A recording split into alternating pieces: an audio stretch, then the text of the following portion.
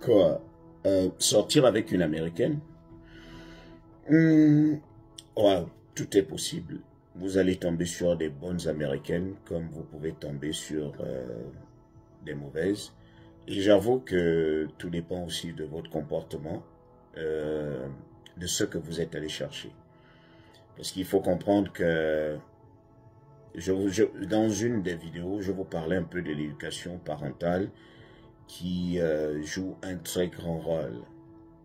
Et lorsque vous tombez sur une fille qui n'a pas eu pour modèle une bonne mère, ou encore vous tombez sur une fille qui n'a pas eu l'éducation parentale, ça va être difficile pour vous.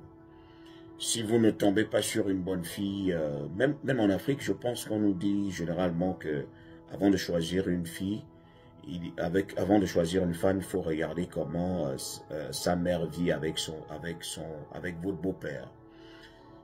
Donc, vous pouvez vous dire que la fille a certainement pris le même comportement. Donc, si la maman se comporte mal, la fille va certainement mal se comporter également. Et ici, ce n'est pas que...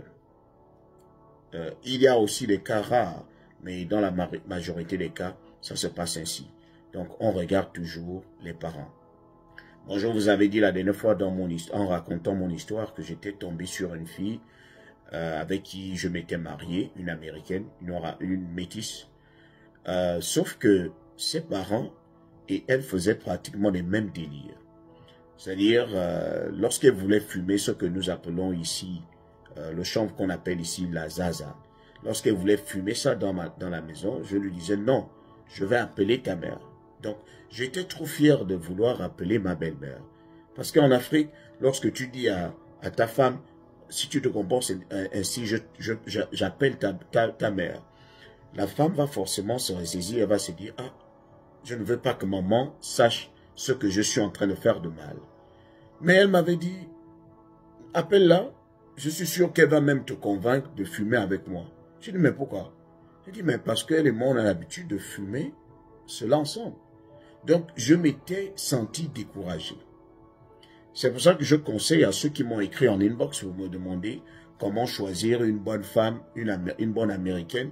Tout dépend de l'éducation parentale, tout dépend aussi du quartier dans lequel vous êtes allé vous jeter. Si vous choisissez une fille des quartiers difficiles, attendez-vous à un comportement difficile.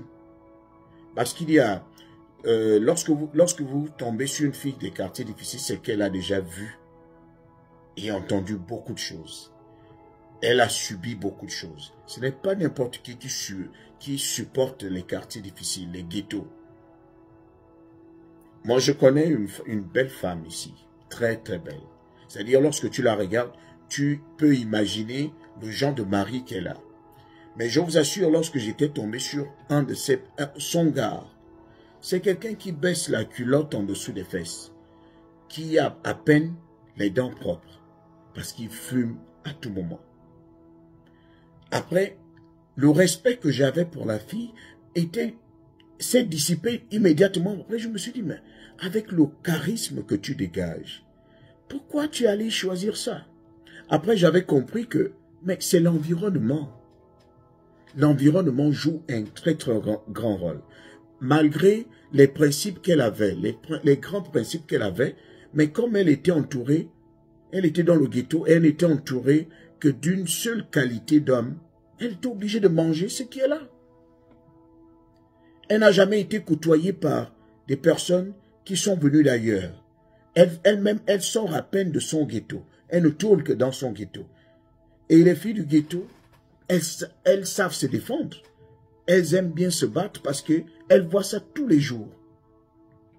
Ce n'est pas facile. Donc c'est tellement compliqué. C'est tellement compliqué d'attendre d'une fille de ghetto un très très bon comportement. Les bruits, elle entend ça tous les jours. La vente de là, elle voit ça tous les jours. Donc elle s'est adaptée à cela. Donc ne soyez pas surpris si dans votre maison, elle a ce comportement-là. Alors, je tiens à dire ici que je ne vais pas généraliser. Il peut arriver que vous tombiez sur des bonnes filles dans des quartiers difficiles.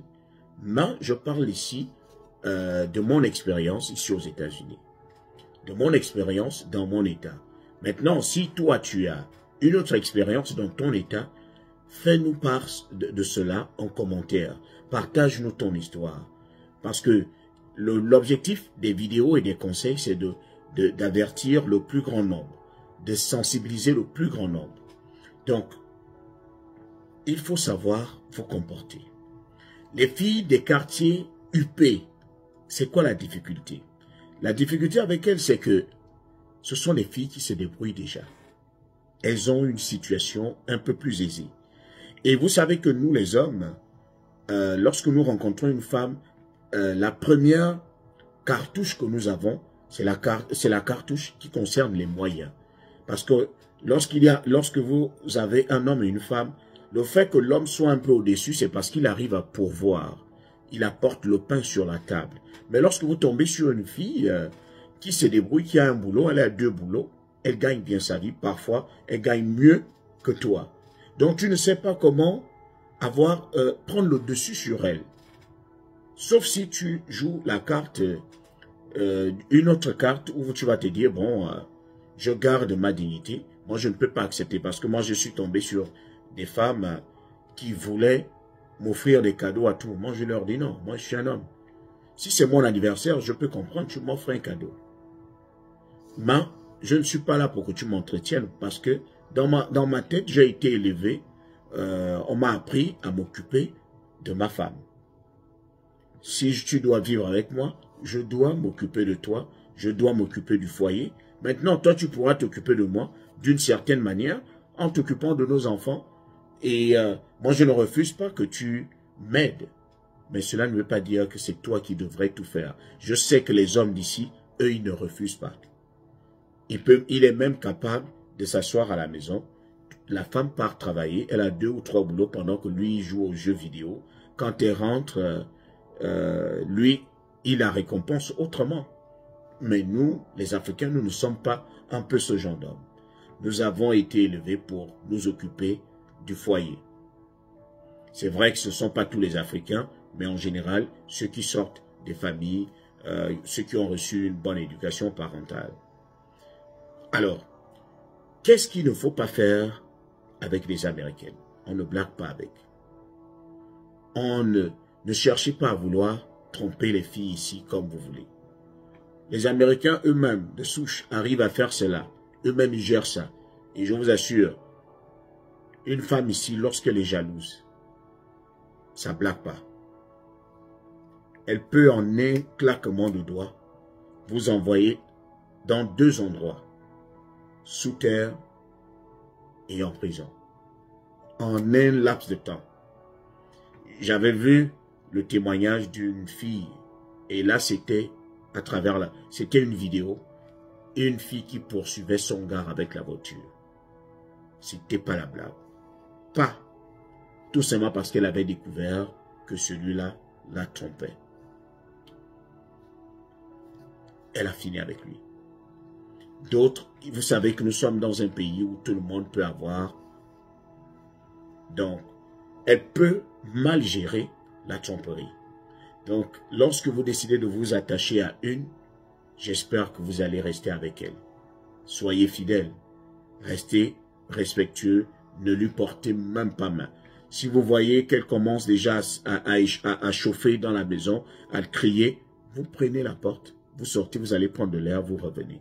Mais si vous essayez d'échanger en même temps qu'elle parle, ça va mal finir.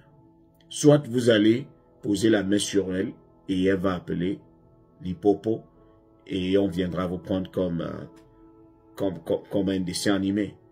Donc, mieux vaut vous éviter les problèmes.